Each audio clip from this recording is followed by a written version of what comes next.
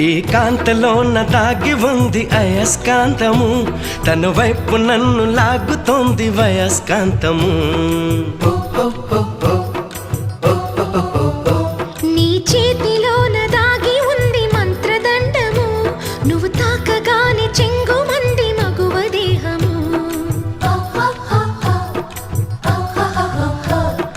ఇద్దరిది ఒకే స్థితి, ఏమిటి ఈ పరిస్థితి?